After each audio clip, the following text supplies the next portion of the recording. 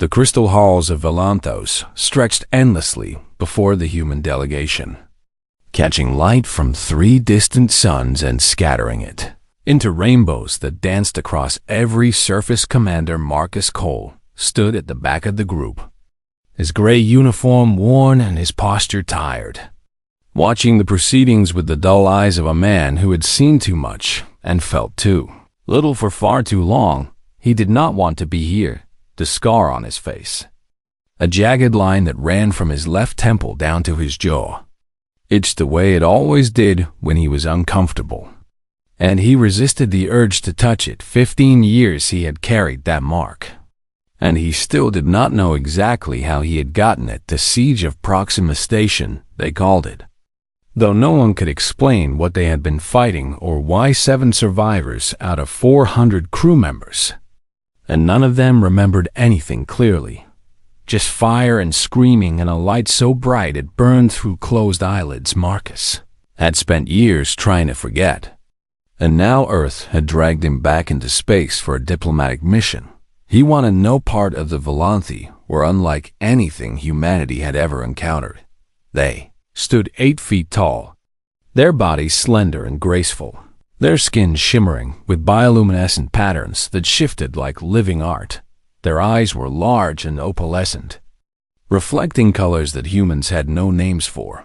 And when they moved, it was like watching water flow uphill, beautiful and alien and completely beyond human understanding. The Queen sat upon a throne of living crystal at the far end of the hall, surrounded by attendants who watched the human delegation with expressions that might have been curiosity or contempt. Ambassador Chun was speaking, his words carefully chosen and diplomatically perfect, offering friendship and cooperation and all the things humans said when they wanted something. Marcus tuned him out.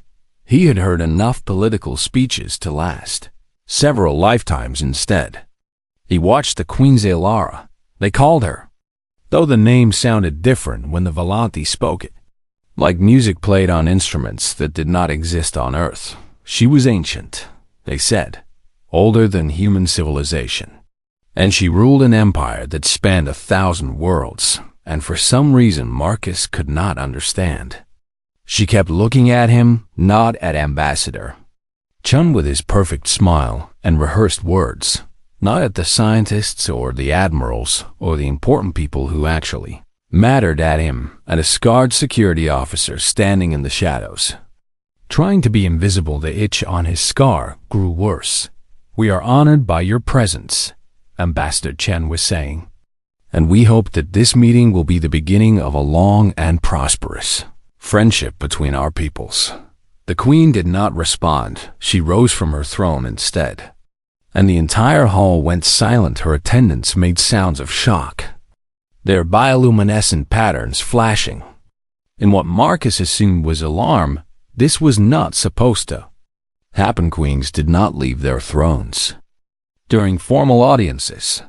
10,000 years of tradition said so, but Zalara was already moving, descending the crystal steps with a grace that made human movement look clumsy and broken. And she was walking directly toward the human delegation. Ambassador Chun stepped forward, his smile widening, his hand extended in greeting. The Queen walked past him without a glance. She walked past the admirals and the scientists and the diplomats. She walked past everyone who mattered, and she stopped in front of Marcus Cole. The hall was so quiet that Marcus could hear his own heartbeat, could hear the blood rushing through his veins, could hear the soft hum of the crystal walls around them. The Queen was tall, and he had to look up to meet her eyes, those strange opalescent orbs that seemed to contain entire galaxies within them. She reached out with one slender hand, her fingers long and elegant, and she touched his scar. Her skin was cool, like starlight given form, and Marcus felt something stir in the depths of his broken memory, something he had buried so deep he had forgotten it existed. "I finally found you," she whispered, and her voice was not just sound but sensation, resonating in his chest and his bones and somewhere deeper still. After all this time, Marcus could not speak. He could not move, he could only stand there, frozen, while the most powerful being in the known galaxy touched his face with something that looked terribly like reverence. "Your Majesty," Ambassador Chun stammered, his diplomatic composure cracking. "I do not understand what is happening." "No," the Queen said, and there was sadness in her voice, ancient and heavy. "You would not, because he never told you, because he did not remember, because we failed to find him before now." She turned to her attendants, and when she spoke, a voice carried authority that made the crystal walls themselves vibrate. "Summon the council. Open the archive of gratitude and prepare the chamber of remembrance. For tonight we honor a debt that has waited 15 years to be paid." Marcus finally found his voice, though it came out rough and uncertain. "I do not know what you are talking about. I have never been here before. I have never met your people." The Queen smiled, and it was the saddest smile Marcus had ever seen. "You have," she said. "You saved us. You bled for us. You nearly died for us. And then you left without asking for anything in return, without even knowing what you had done. That is impossible." "No," the Queen said, and she took his scarred face in both her hands. "Gentle as a mother holding a child, that is humanity. And that is why I have spent 15 years searching every corner of the galaxy to find you. To thank you, to finally repay what can never truly be repaid."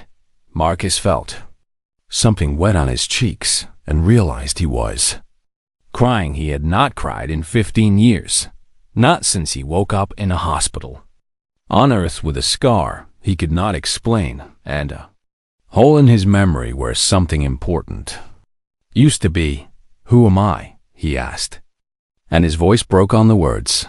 The Queen pulled him close, and for a moment, just a moment, Marcus felt safe in a way he had not felt since before the fire and the screaming and the light. "You are the man who saved my daughter," she said. "You are the hero of Elantos, and you are finally home."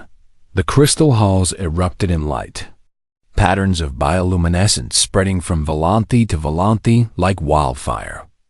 And Marcus Cole, forgotten soldier and broken man, stood at the center of it all, trying to remember a war he had fought and won without ever knowing it existed. The chamber of remembrance was dark, except for floating orbs of soft light that drifted like fireflies through the vast space. Marcus stood before the Volanthi Council, a semicircle of ancient beings whose bioluminescent patterns pulsed slowly in shades of deep blue and purple, colors that seemed to indicate solemnity. And Grief Queen Selara sat at the center, and beside her stood a younger Volanthi whose patterns matched the Queen's own. Her daughter, Marcus realized. The one he had supposedly saved, he still did not remember any of it. 15 years ago, the Queen began, her voice echoing through the chamber. "Our people faced extinction at the hands of the Hollow." The name meant nothing to Marcus, but he saw the council members shudder, their patterns flickering with something that looked like fear. "The Hollow are ancient," Selara continued. "Older than our civilization, older than memory itself. And they exist for one purpose only: to consume, to destroy. To hollow out everything that lives and thinks and feels until nothing remains but empty shells." She waved her hand, and the floating lights coalesced into images that hung in the air before them. Marcus saw darkness given form, creatures that seemed to absorb light rather than reflect it, entities that moved through space like oil spreading across water. "They came for Volantos," the Queen said. "But we were prepared. We had survived them before, and we believed we could survive them again. So we evacuated our vulnerable ones to a hidden sanctuary, a place the Hollow would never find." The images shifted, showing a space station hidden in an asteroid field, its design unlike anything human. "Organic and flowing and beautiful Proxima Station," Marcus whispered, and the words felt strange on his tongue, familiar and foreign at the same time. "That is what you called it." Salar said. We called it Sanctuary, and it held 40,000 of our children, our elderly, our artists and dreamers and all those who could not fight.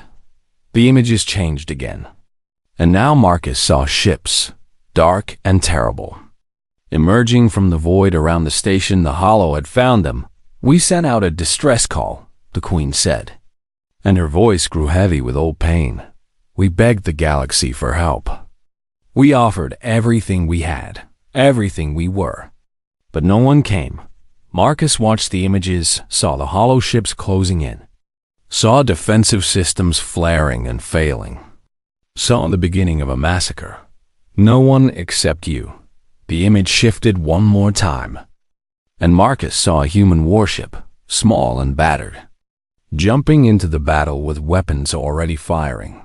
The name was painted on its hull in letters he knew: the Adamantine. Your ship was not supposed to be there, Salar said.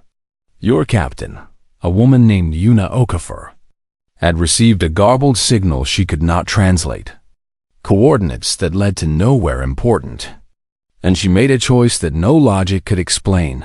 Marcus remembered Captain Okafor, remembered her fierce eyes and her steady voice, remembered the way she never asked her crew to do anything she would not do herself. She had died at Proxima Station. He had always assumed it was an accident, an engine failure, a navigational error. She stayed, the Queen said, and there was wonder in her voice even now.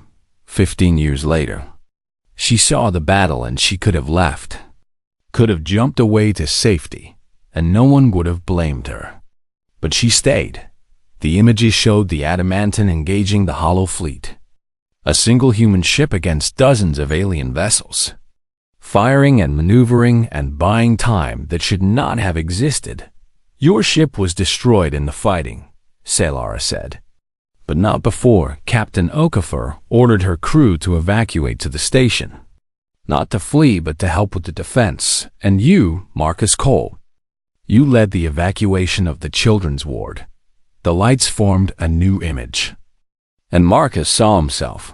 He was younger, his face unscarred, his eyes bright with determination. Instead of the dull exhaustion they held now, he was carrying 2 Volanti children in his arms, running through corridors filled with smoke and fire, shouting orders to crew members who followed him without question.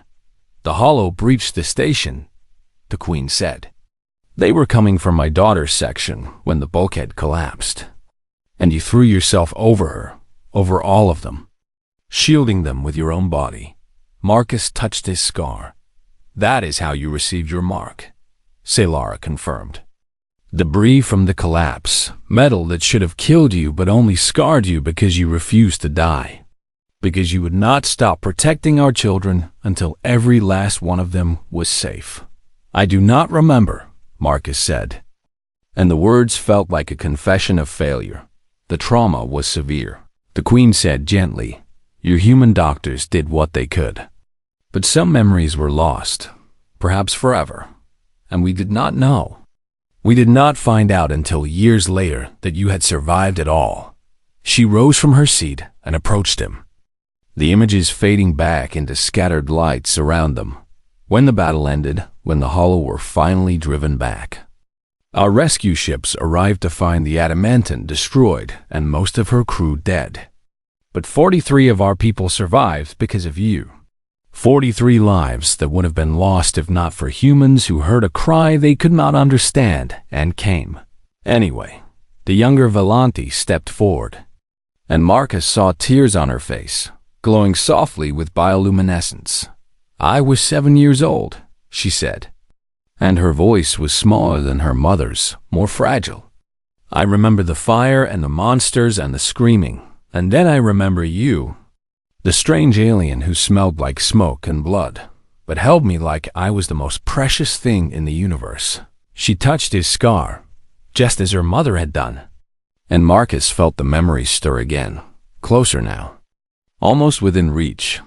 You sang to me, she said, a human song I did not understand, but your voice was kind, and I was not afraid anymore.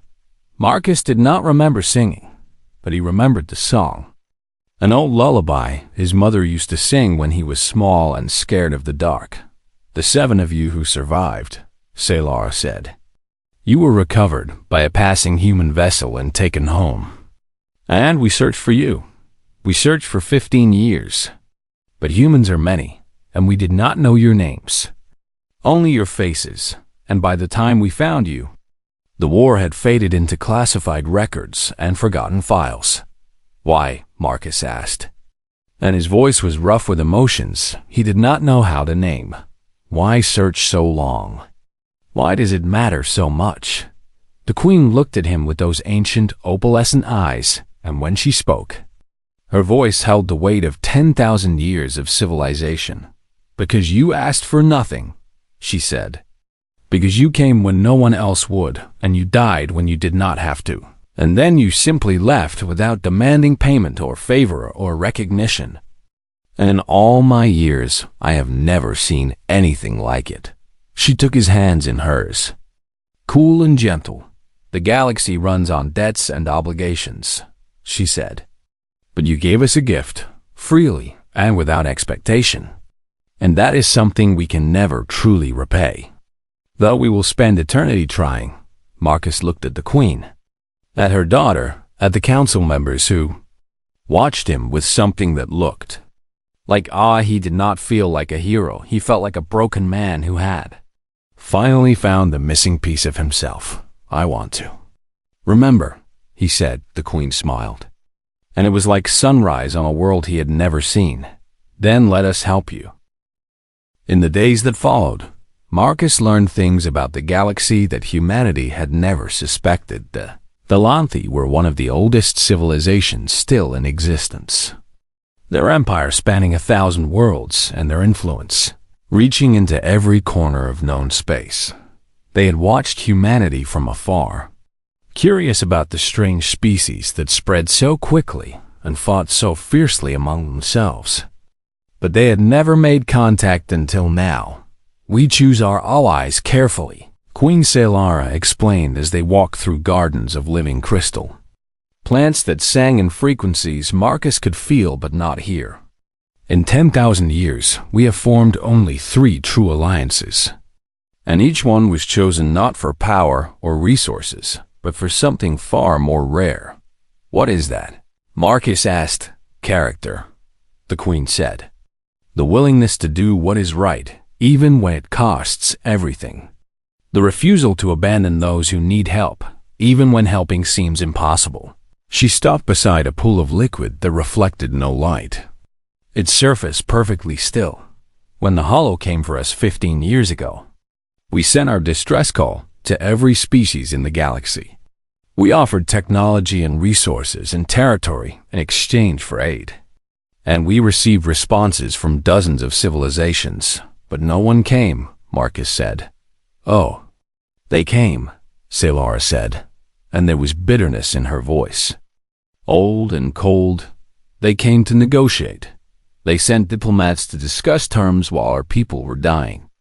They calculated the costs and benefits of intervention while the Hollow consumed everything we had built." She turned to face him, and her bioluminescent patterns pulsed with something that looked like anger. "They wanted to know what we would give them in return. They wanted guarantees and contracts and assurances, and by the time they finished talking, it would have been too late." Marcus thought of Captain Okafor, of the decision she had made, without knowing anything about who she was helping or what she would gain. "We did not even know what we were doing," he said. "That is exactly the point," the Queen replied. "You did not know who we were or what we could offer. You could not understand our language or our technology or our culture. And you came anyway, you fought anyway, you died anyway." She took his hand and led him to the edge of the pool, where images began to form in the dark water. "The galaxy watched," she said. "They saw a single human ship stand against the Hollow when no one else would.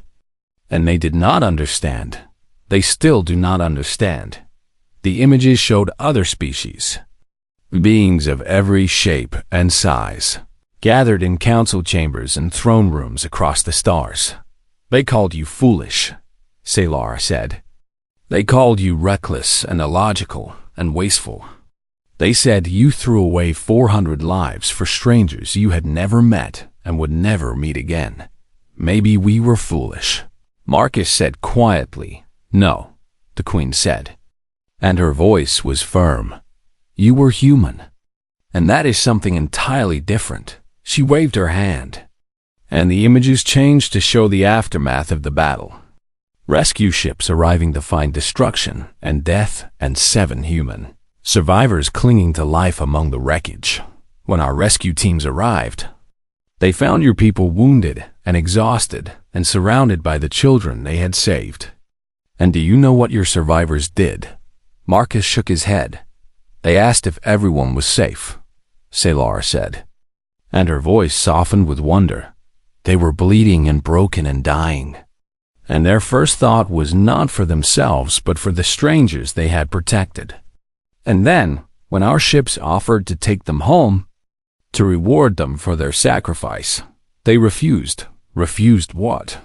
Everything, the Queen said. We offered them technology that would have advanced your civilization by centuries.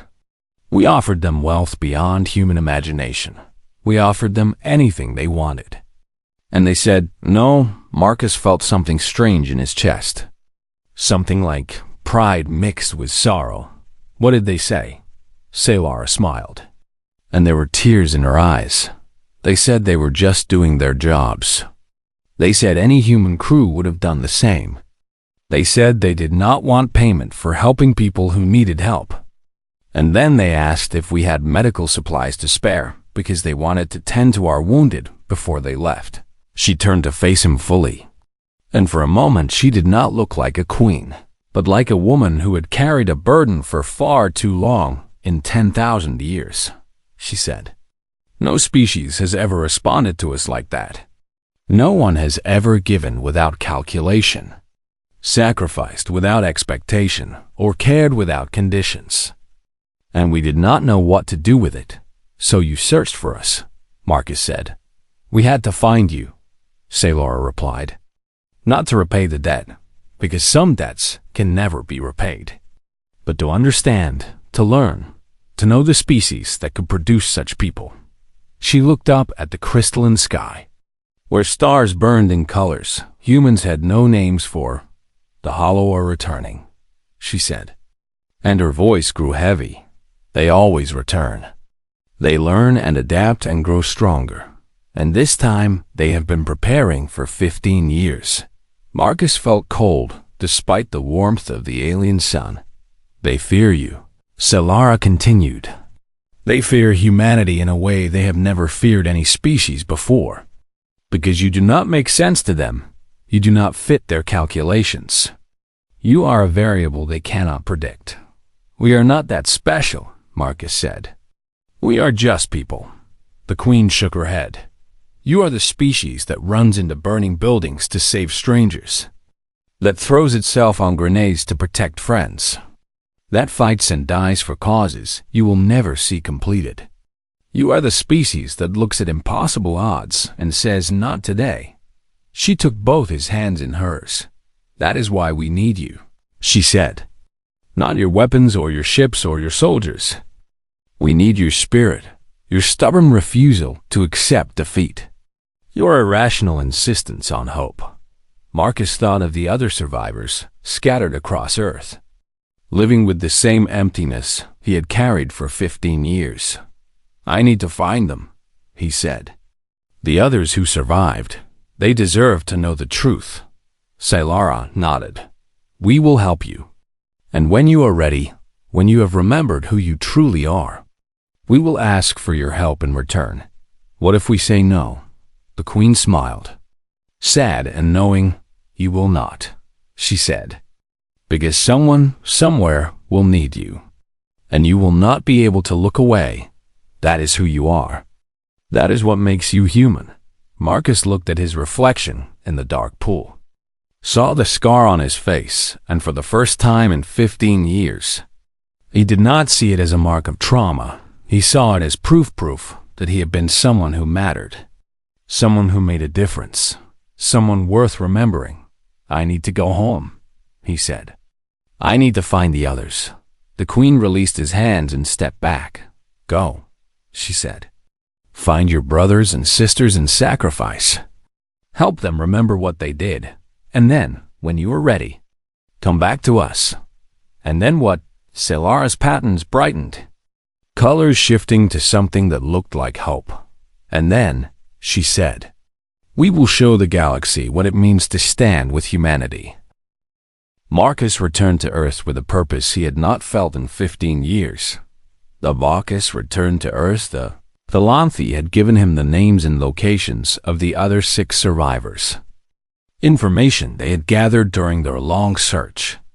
And now he traveled across the planet to find the people who had shared his forgotten sacrifice. Diana Okonkwo was first. She lived in Lagos now, a teacher in a small school near the coast. And when Marcus found her, she was sitting on a bench watching children play in the afternoon. The scar on her neck was hidden by the collar of her dress. But Marcus knew it was there.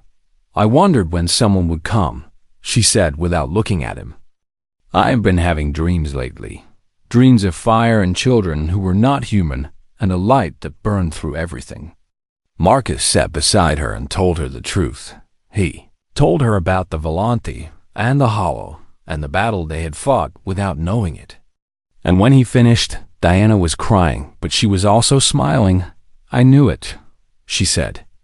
All these years I knew we did something that mattered.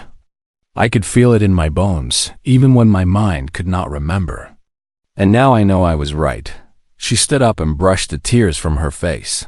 When do we leave? One by one. Marcus found the others. Thomas Chun was a fisherman in Japan, a quiet man with burned hands who spent his days on the water because the vastness of the ocean was the only thing that made him feel small enough to forget Elena. Vasquez was a nurse in Argentina, working in a hospital where she saved lives every day because saving lives was the only thing that felt right even when she could not remember. Y. James Worthington was a writer in Canada, filling notebooks with stories about heroes who sacrificed everything for strangers and never understood why those stories felt so personal. Michael Oduya was an engineer in Kenya, building bridges and roads and schools because creating things helped balance the destruction. He could not remember causing. Sarah Kim was a counselor in Korea, helping trauma survivors process pain she shared but could not name. Each of them had carried the same emptiness. Marcus had known each of them had spent 15 years searching for something they could not define, and each of them, when they learned the truth, responded exactly the same way. When do we leave? They gathered in Geneva. 7 scarred survivors in a conference room filled with confused government officials who did not understand what was happening. The Volanthi had broadcast their message to Earth, a formal request for the return of their heroes. And humanity was struggling to process the implications.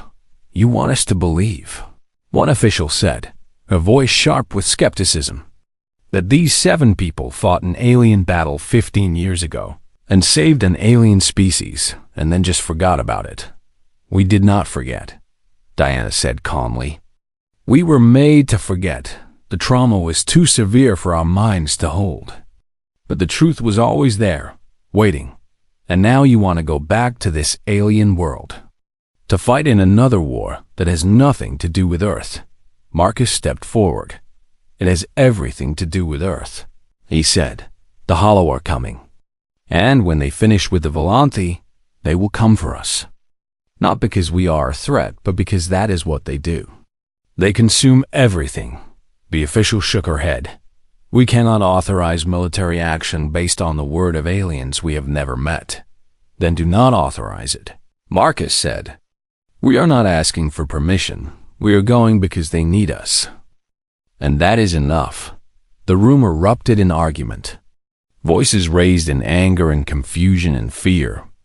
But Marcus did not listen. He looked at the other survivors, at the scars they carried and the determination in their eyes. And he knew that nothing would stop them. They had spent 15 years lost. Now they were found 2 days later.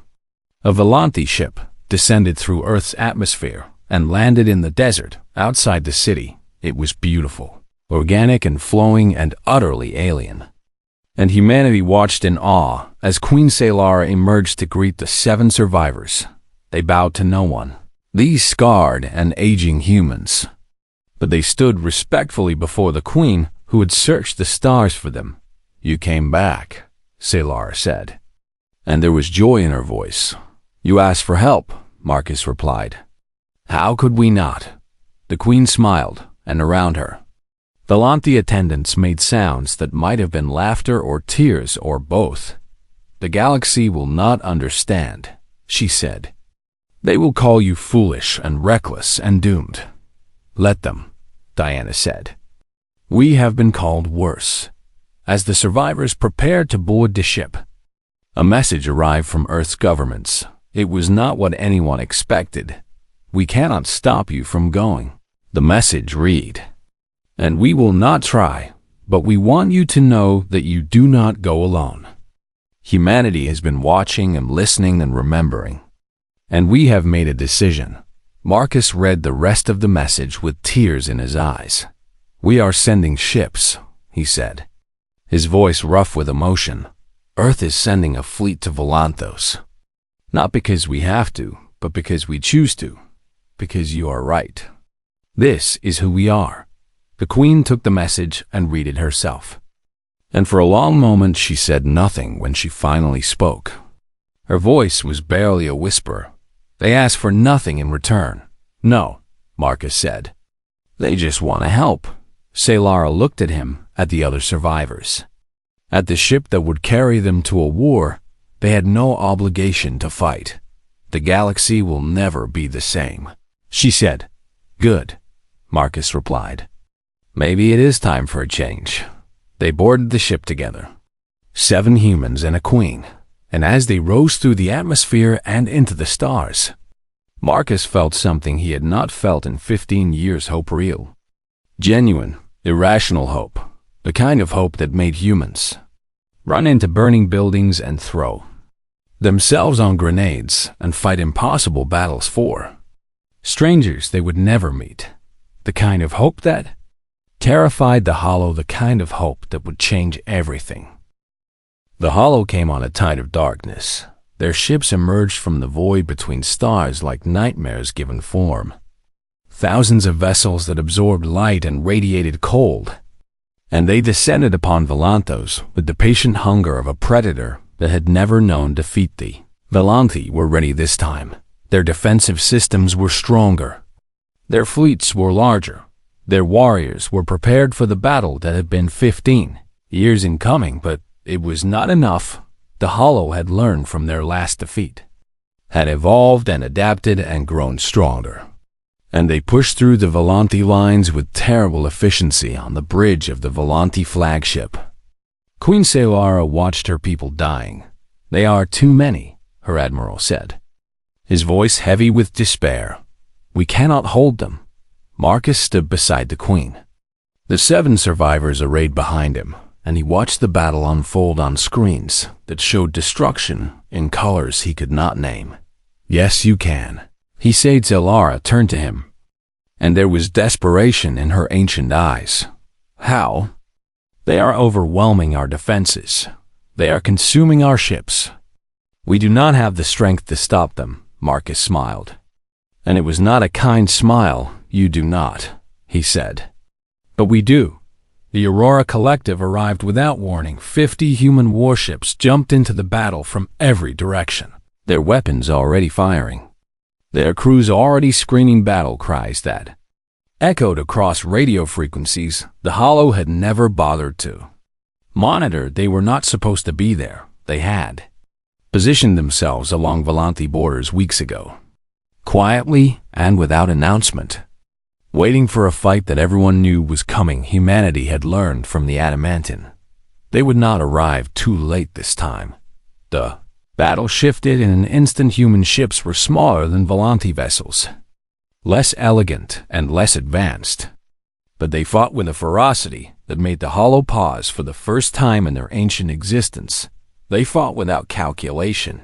without preservation, without the cold logic that governed every other species in the galaxy. They fought like humans. Direct hit on their command vessel. Someone shouted from across the bridge.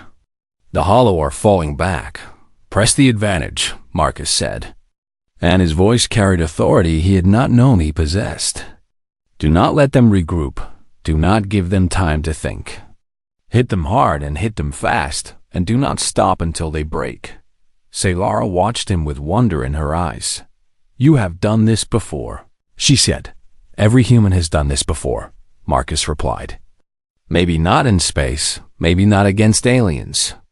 But we have been fighting impossible battles since we first crawled out of the mud.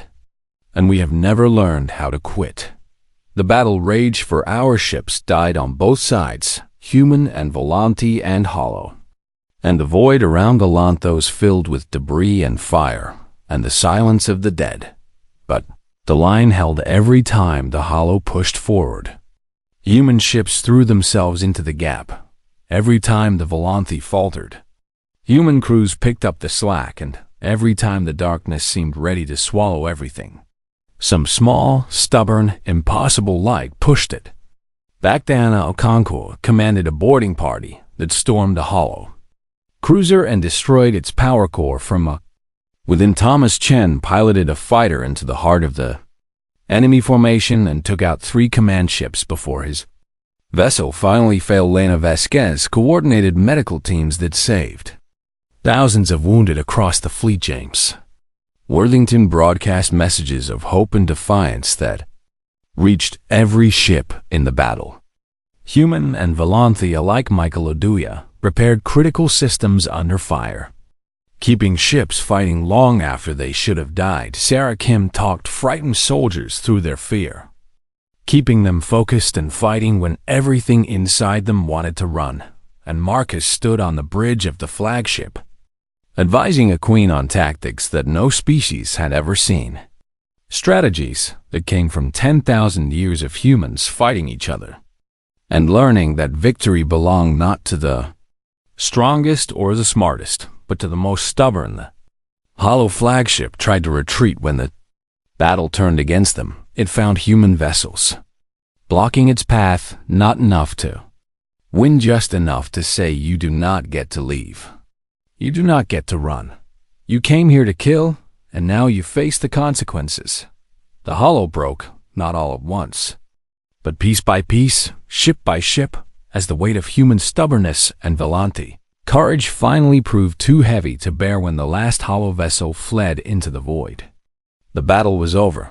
The cost had been terrible. Ships drifted lifeless in the darkness, their crews dead, their missions complete. And the survivors wept for friends and family and strangers who had given everything, but they had won in the aftermath. As rescue teams worked through the wreckage and the living mourned the dead, Queen Saylara addressed the galaxy. Every species with the technology to receive her message watched as the ancient queen stood before her throne. The 7 human survivors beside her, and spoke words that would change the course of history. "We searched the stars for allies," she said, and her voice carried to every corner of known space. "We found something rarer. We found friends." She looked at Marcus, at the scar on his face, and the exhaustion in his eyes, and the quiet pride in his stance. "Humanity does not fight for power or profit," she continued. "They fight because someone somewhere is suffering, and they cannot bear to look away." Marcus stepped forward when she asked him to speak. This scarred and tired man who had spent 15 years lost and finally found his way home. "We are not special," he said, and his voice was rough but steady. "We are just stubborn. We see someone in trouble and we help. That is it. That is all we have ever been." The queen smiled.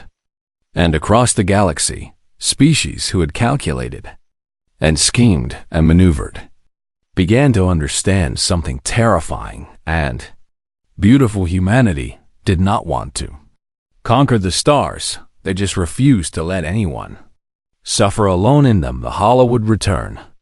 Someday they always returned, but next time they would Face a galaxy that had learned something new.